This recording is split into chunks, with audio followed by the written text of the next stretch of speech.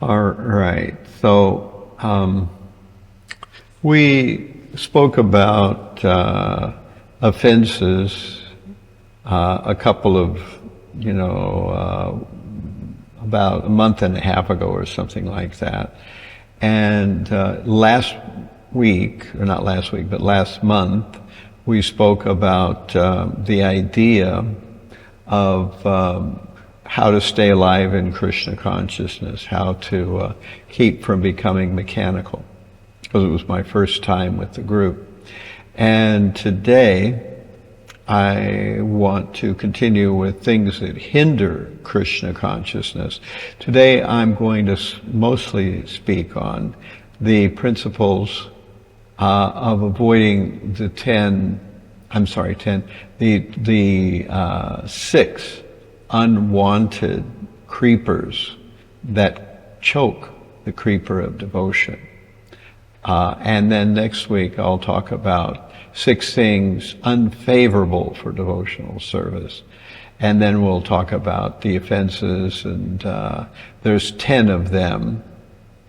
And after talking about the offenses, we'll start getting into maybe the various demons in Krishna's pastimes and how they were representative of certain bad forms of mentality. All right, so let's start here. Things that hinder Krishna consciousness, 1. So this will be the first of the things. Like I say, today we're talking about 6 unwanted creepers that hinder devotional service. And again, next week we'll talk about 6 unfavorable things for devotional service. And then we'll talk about the 10 offenses. Those are all in coming months, actually. So this month, today, is things that hinder Krishna consciousness. So Lord Chaitanya, he was teaching Rupa Goswami, and he spoke this verse. Let me see here.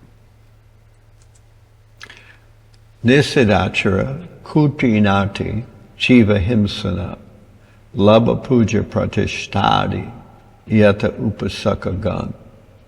So this is part of a longer discussion that Rupa Goswami had with Lord Chaitanya.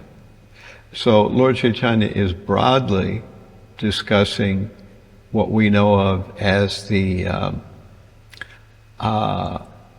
creeper of devotion. So the creeper of devotion is the progress or the process that allows a person to get a seed planted by the spiritual master. And then when the spiritual master gives the seed, then the devotee is supposed to cultivate that seed. And cultivating that seed, the devotee will gradually have the seed sprout, seed will grow, and then the seed will enter into the spiritual world. It will grow higher and higher. But Lord Chaitanya cautions that along with the seed and the creeper of devotion, there are other creepers. These are not creepers of devotion. These are actually unwanted weeds. These are things that will stop the creeper of devotion from growing nicely. So, nisidachara kutrinati jiva hinsana labha puja pratishtadi yata upasakat gan. Some unnecessary creepers growing with the bhakti creeper are the creepers of behavior unacceptable for those trying to attain perfection. 2, diplomatic behavior. 3, animal killing. 4, mundane profiteering. 5, mundane adoration. And 6, mundane importance. All these are unwanted creepers. So this is the stage that Lord Chaitanya achieved, or the stage that Lord Chaitanya is discussing in relationship with this, excuse me, with this segment that is happening with Rupa Goswami. So the idea is simple, that we have one creeper, one plant that is the desirable plant, the creeper of devotion, and it's also called the Bhakti-Lata-Bija. Bija means seed. So a seed always grows into a tree or to some kind of larger plant.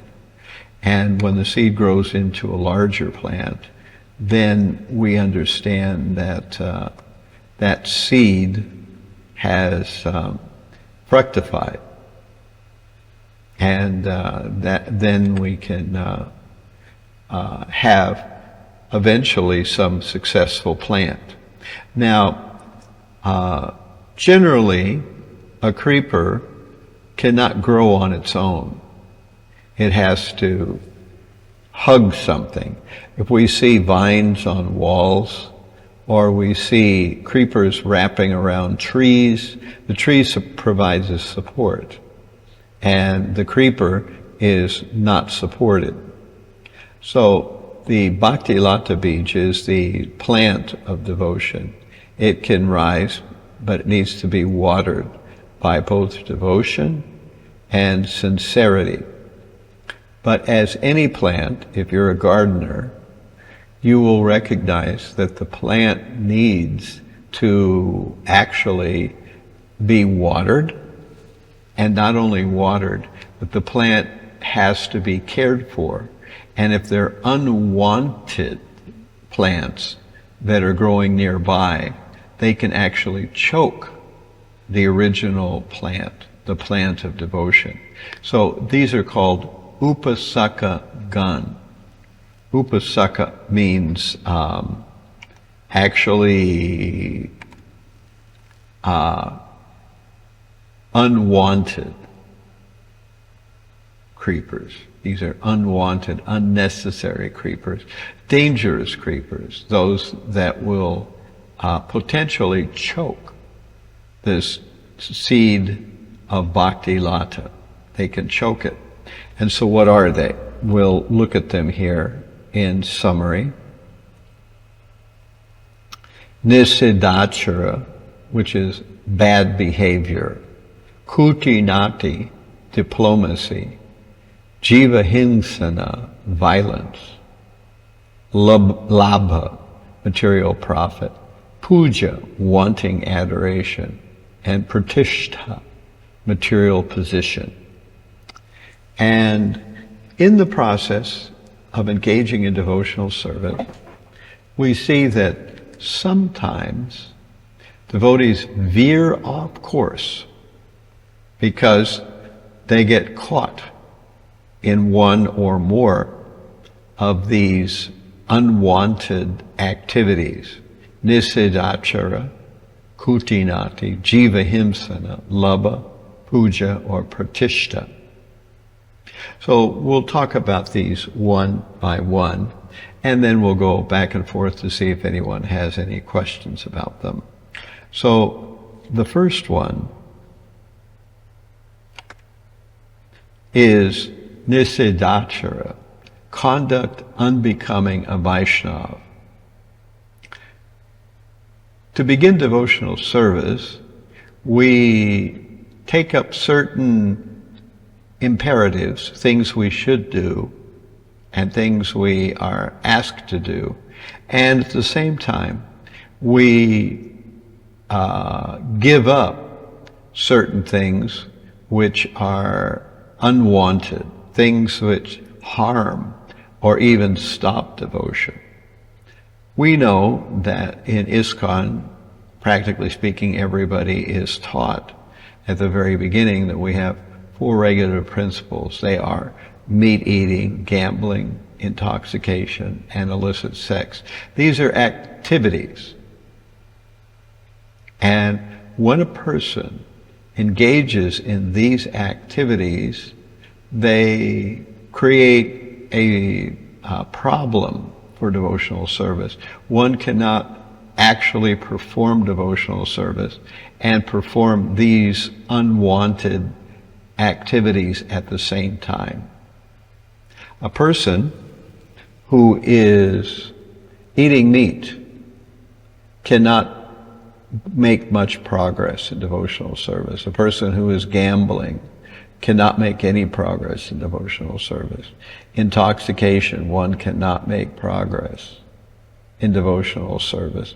And of course, if someone's having illicit sex, that nullifies their ability to make progress in devotional service.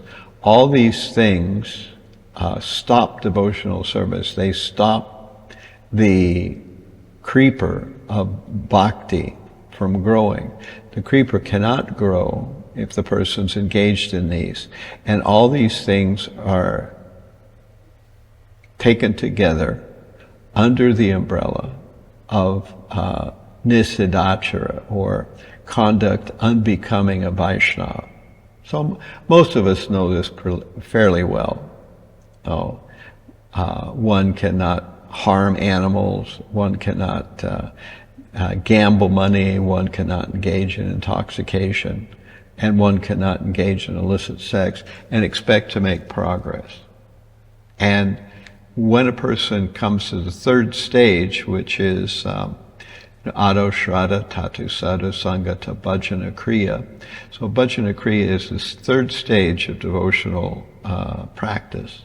And that 3rd stage is taking vows under a bona fide spiritual master. So we take vows under a bona fide spiritual master, and when we do, the first 2 that we take are A, to chant 16 rounds of Hare Krishna every day, and B, that we will avoid 4 principles: meat eating, gambling, intoxication, and illicit sex. So we've taken a vow, and if we don't keep that vow, then there's a serious problem. There's a serious block on our being able to make progress in devotional service. So we need to be careful about that. And this is all under the one heading of nisidachara, or conduct unbecoming a Vaishnava. Does anyone have any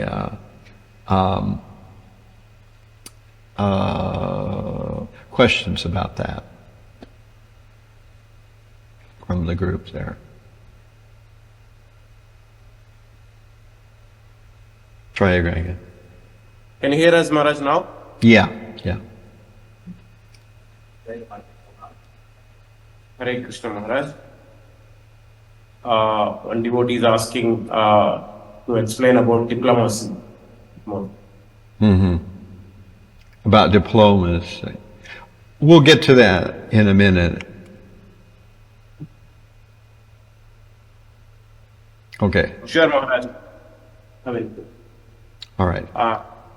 Can continue, Maharaj. All right. So let us. We've talked about nisidachara, about conduct unbecoming a Vaishnava.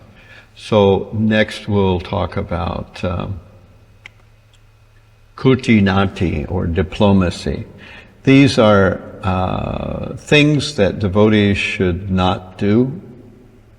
And kutinati is sometimes translated as diplomacy, and sometimes it's translated as duplicity or crooked behavior. In the Chaitanya Charitamrita, which this is taken from. Excuse me, this comes from Chaitanya Charitamrita, Madhya Lila, chapter 19, 159, and also 160 and 161. So these verses and this explanation comes from that part. The 19th chapter of Madhya Lila, 159, 160, and 161. So diplomacy means that one is not actually straightforward in their dealings. They say one thing, but they actually mean another, sometimes to trick people, sometimes to hide some kind of behavior. This is not good for making progress in Krishna consciousness. As we said, the plant of devotion will be choked if a devotee who is making his attempt at Krishna consciousness, but at the same time he holds fast to these unwanted behaviors like diplomacy or duplicity. They're very similar. Diplomatic dealings means that one is trying to control others by speaking in a way that either confuses them or seems to say one thing while it's actually saying another. Whereas duplicity is outright lying to people and trying to trick them to either get some money from them or to be able to engage in some kind of sexual activity with them or for some other kind of purpose. And so this is why sometimes kutinati is also called crooked behavior. It's not only what you say, but you're saying something and it's not tallying with what you actually do. So sometimes Bhakti Vinod Prabhupada quotes him in the next verse in Madhya Lila 19:160, that he explains that sometimes people engage in crooked behavior. They say one thing and do another. And that's basically what crooked behavior is. And these are all synonyms for kutinati, to try to make some advantage by not saying what you're really planning to do. So sometimes this gets into illegal money making, or it can even get into what we know as becoming a prakriti sahajya. So we see these here: diplomacy, duplicity, crooked behavior, illegal money making, becoming a prakriti sahajya. Now, what is a prakriti sahajya? That is a class of so-called devotee.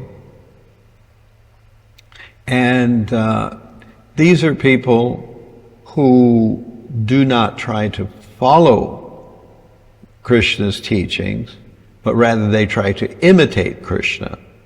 Krishna is the Supreme Personality of Godhead. So we cannot do what Krishna does. But if we want to be pleasing to Krishna, we can do what Krishna asks us to do, which is different. Following and imitation are not the same thing. In India, especially during the time after Lord Chaitanya left the world.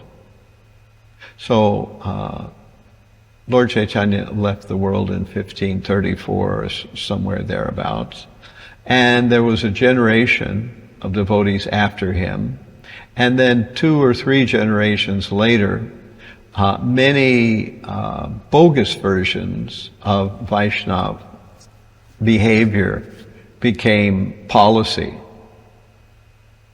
Gradually, people started doing things that were not actually Vaishnav devotional service, but they were done by people who claimed to be devotees. So one way this happens is that people fake tears. They go before the deity and they roll on the ground and cry, or they claim they have an ongoing relationship with Krishna, and they claim to be able to tell you what to do, etc. Or sometimes people just want adoration. They pretend to be chanting Hare Krishna in a secluded place, and people will come and give them money and worship. But actually, the minute people are gone, there's nobody around, they smoke cigarettes and sleep. So these are all examples of Prakriti Sahajiya behavior. Also, Prakriti Sahajiyas, instead of trying to serve Krishna, they try to imitate Krishna by having gopi girlfriends, etc., etc. This is a imitation. And the Sahajiyas, by the time that Bhaktivinoda Thakur was in the world, at that time, they became very, very numerous. And the whole Vaishnava tradition was in bad reputation because people thought, what kind of devotees are this? This person's supposed to be a devotee of God, but he's smoking ganja and he's, got secret girlfriends and he's having relationships, and he lives a very dirty lifestyle, but he claims to be a devotee. So these are people who take being a devotee very cheaply. They don't make any real effort to follow the principles. All right. So again, I'll ask to see if anyone has any questions.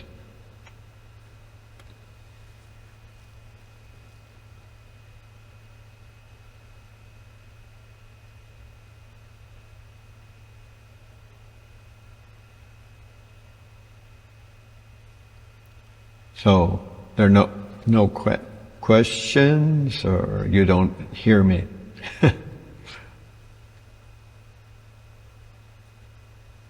Okay, so I'll move forward.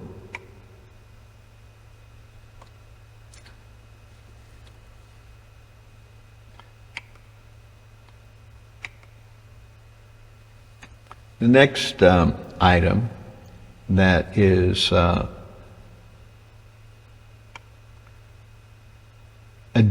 detriment to devotional service is jiva himsana, or violence. Now, that violence can take a number of different forms. It can be physical violence a person does against a devotee, or for that matter, even someone who's not a devotee. Another, of course, item is eating meat. Prabhupada says that when a person eats meat, then they are actually envious of the animals. They're thinking that I need to have some nice taste in my mouth, so to have this nice taste, I don't care that the animals suffer, that they have so much violence committed on them, and then they are killed and cut up into little pieces and packaged in plastic so we can buy them at the store. So this is definitely unwanted behavior. The word jiva means living being, and himsa means violence. So ahimsa means non-violence, but himsa means violence. So when we perform violence against another living being, we are engaged in jiva himsana, and devotees, if they want to make progress, they need to avoid this type of behavior. Another thing that they need to avoid is, as Prabhupada mentions in the purport in the next two verses, 160 or 161, I don't remember which one, I think it's in 160, that a person can teach some kind of materialistic religion, which is number 3 here, teaching material religion. What is a material religion? A material religion is where people on the pretext of engaging in religion are really just interested in material progress. Now, it's true that in the beginning, it's very difficult for us to have pure motivation to engage in spiritual life, and we may still desire some material expansion of our possessions and resources. But we should understand that this is not actually a good thing, and that devotion means that we try to build a life where we take what we need and not more, and we learn how to gradually take less for ourselves and give more to Krishna. And this is usually a gradual process. But a cheating religion or a material religion does not make that distinction. Material religion means that we are really trying to serve God so that we ourselves can become materially prosperous. That's the whole purpose we serve God. We're not serving God to please God. We're serving God so that He will give us material facilities, give us material happiness. And if He doesn't do that, then we become disturbed. So I think there's always a few people in every religion, no matter what religion we're talking about, that understand this, that can recognize that God is not served just so that He can fulfill our orders and make us happy in this material world. So this is material religion, where a person serves God, but the real purpose is to become materially prosperous and materially happy. And in the Vedas, we have 4 purposes of religion, which are dharma, artha, kam, and moksha. So dharma is to engage in religion, in this case material religion. Artha, why are we engaged in material religion? So that we can get artha, which is material resources. And why do we want artha? Number 2. So we want artha for number 3, which is kam, which is to enjoy our senses. Kama is sense gratification. So a person engages in religion, 1, dharma, to get artha, which is 2, material facilities, and that is to get 3, which is kam, or material happiness.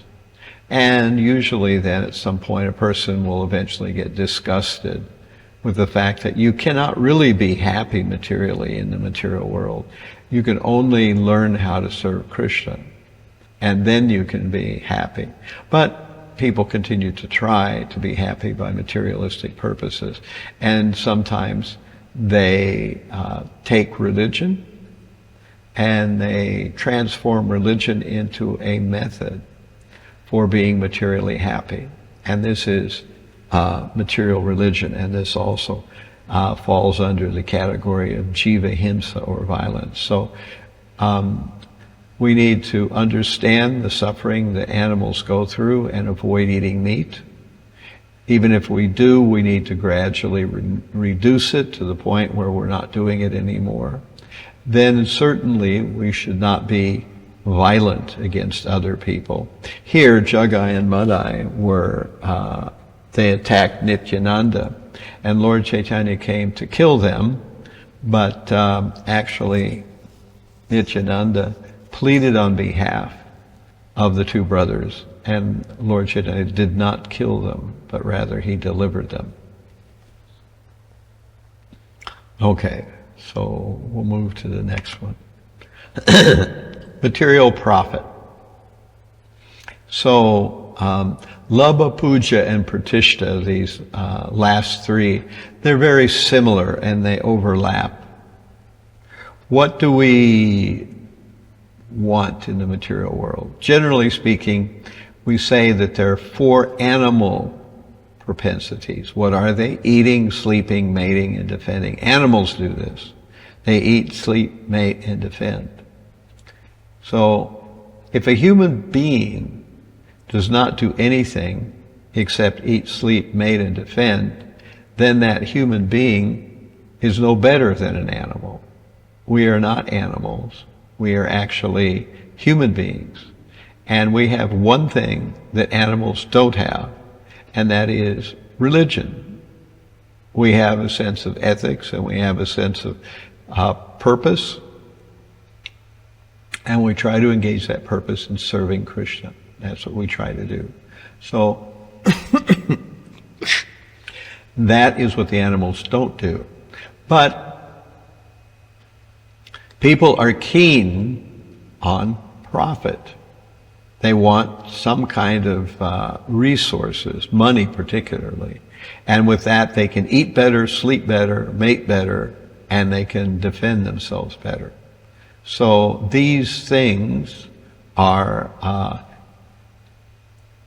what ruined devotional service. If a person is trying to be a devotee, but still they are fully committed to making profit so that they can become wealthier. And this is more important to them than devotional service. We know that in the beginning it's hard to give up all desire for material things.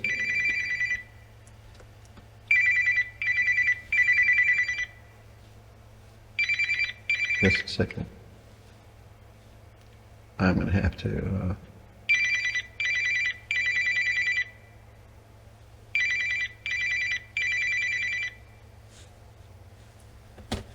So I'm going to have to turn my phone off because I'm getting calls.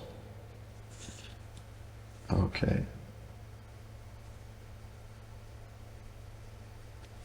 All right.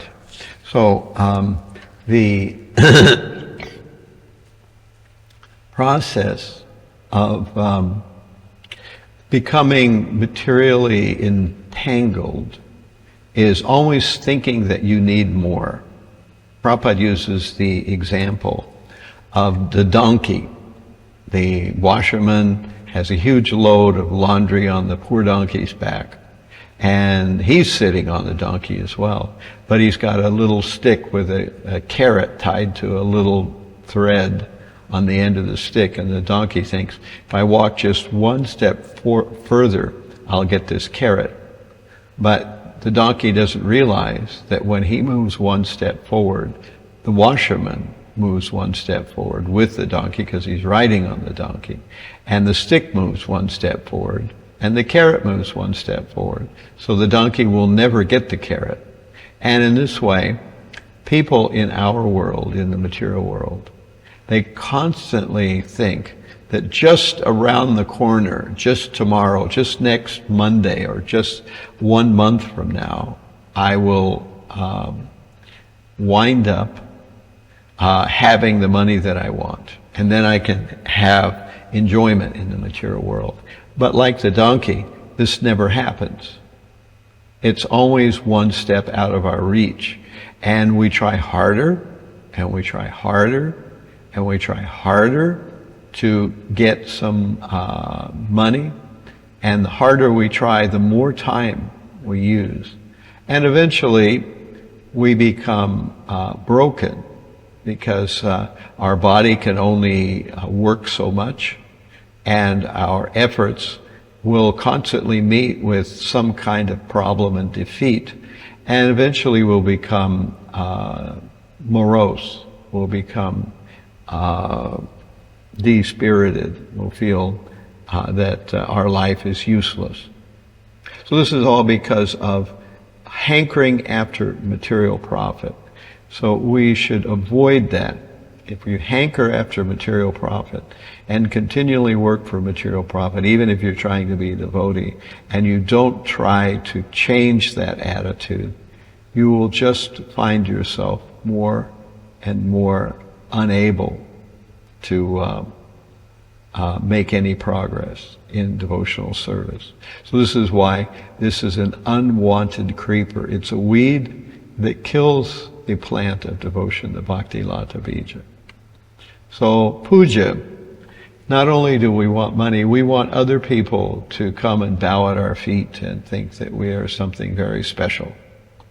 So partly that is wanting to be God, wanting to have everything, never being satisfied. And Prabhupada explains in Majja 19:160 in the purport that sometimes these material people who want their own adoration, they make material criterion for devotion.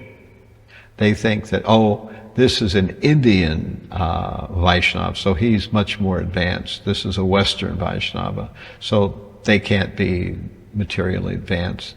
They can't be spiritually advanced. Indian man is always better. Sometimes they think that only one family has some special family line, and because of their special family line, no one else can initiate or be properly engaged unless they say so. So there's these caste Goswamis who say that either you have to follow some mundane ritual, or you have to have some mundane criterion for being a proper Vaishnava. That Western people can't be Vaishnavas, or women can't be Vaishnavas, or we can't have people who were born in the wrong family be leaders, etc., etc. So these material criterion are ways that we want to be adored ourselves. We want to be special. And so we have to protect that being special. People who are not from our family, people who are not from our race, people who are not from our country that we come from, those people cannot be advanced. We cannot offer them respect because we need that respect. So this is another fault or another unwanted creeper. So the last one, the sixth one here, is material position. We want to be God. We want to have everything, and we're never satisfied. But we may want even yoga cities. We want to be able to be like the yogis, to be able to amaze people with some special powers. Now, generally speaking, a person who has special yogic powers, such a person is not an ordinary person. It takes a lot of yogic effort to come to the stage where you do actually possess some mystic power. But we know that the real purpose of yoga is not to get these various yogic siddhis, or like Ishita, Vashita, like Prapti, like Anima, Lagima, Mahima. These are various yogic mystic powers that yogis, they develop because of their austerities and their meditational effort. So a person who has nothing, all they're doing is living like a yogi outside, they can't impress anyone in the material world because they don't have money, they don't have position, so therefore they're not very impressive in society. But still, they can be impressive if they gain yogic powers. Then they can make gold or ashes come from their hands. They can be able to read people's minds. They can bewilder people in a very amazing way. People come and give them their money or whatever it is. They can act in such a way that people are amazed that they can do these mystical things. And this is another type of unwanted creeper. So we've talked now about 6 different unwanted creepers, and we need to avoid them. So these are, as Lord Chaitanya described, unwanted creepers. Creepers that try to destroy the Bhakti-Lata-Bija. We don't want to, we will have these unwanted traits, but as devotees, we make an effort to remove them. We don't want to make them last any longer than necessary. We are trying to get rid of them. And how can we get rid of them? Well, by always thinking of Krishna. We said this last month. And if we chant Hare Krishna properly, then our minds will be purified, and we won't think in this way, and we won't be caught by these unwanted creepers.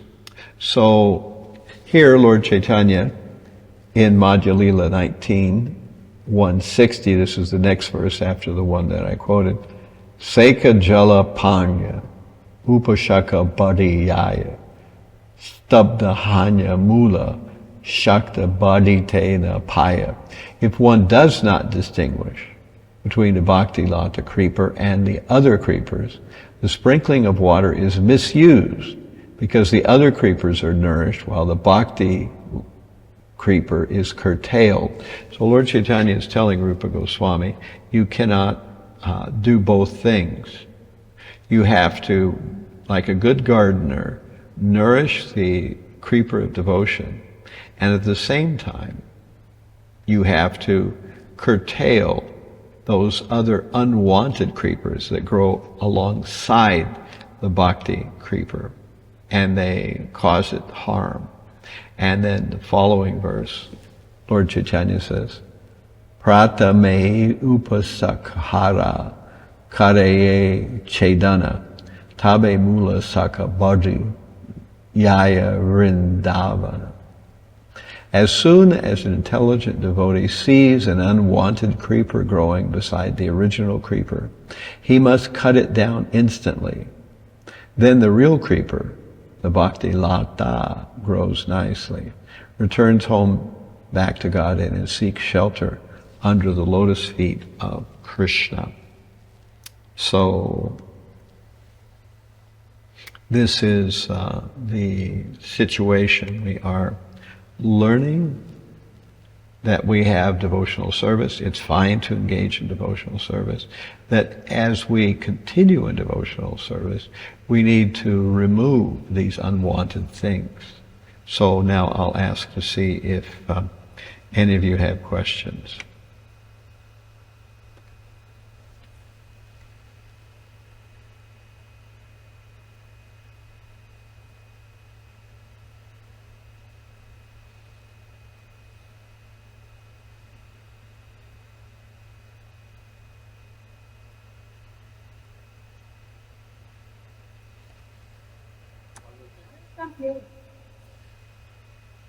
Yeah. Maharaj, can you hear us? Yeah, I can hear you.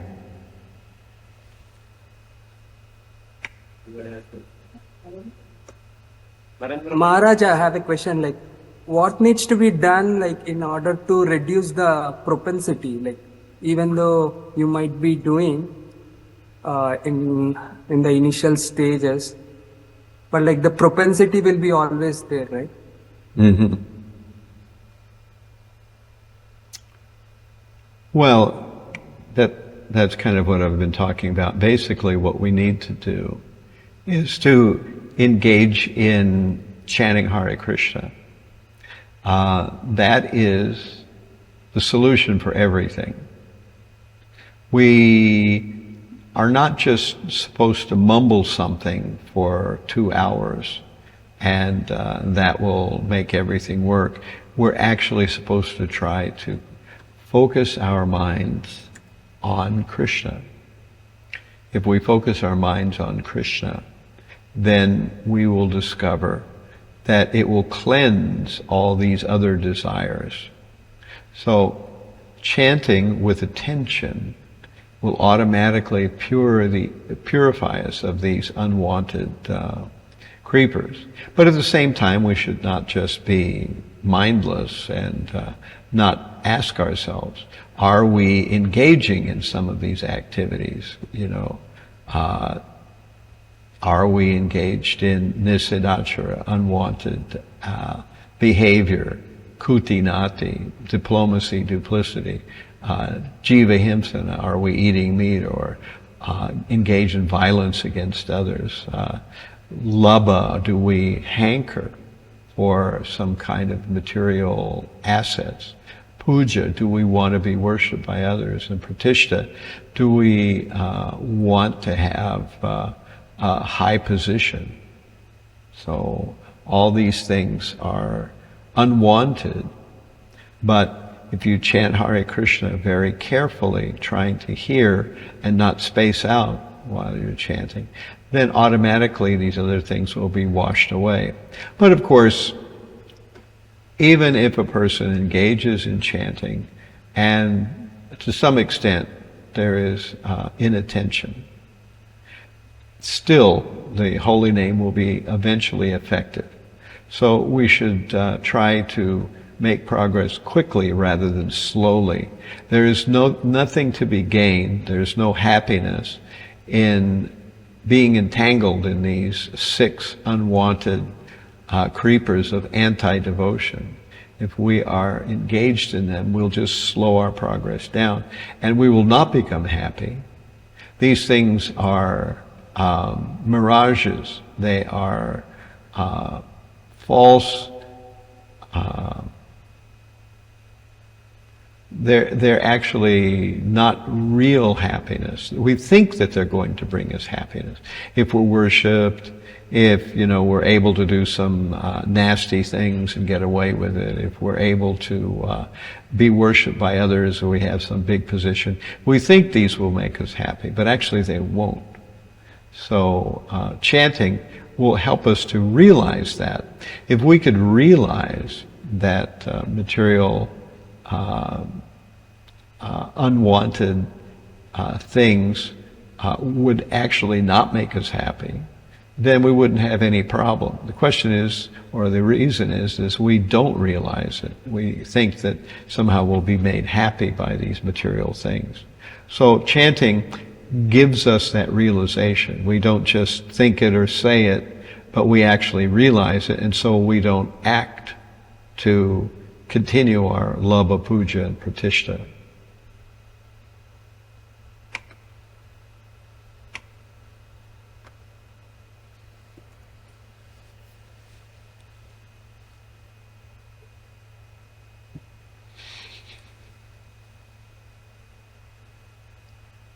Anything more for your side?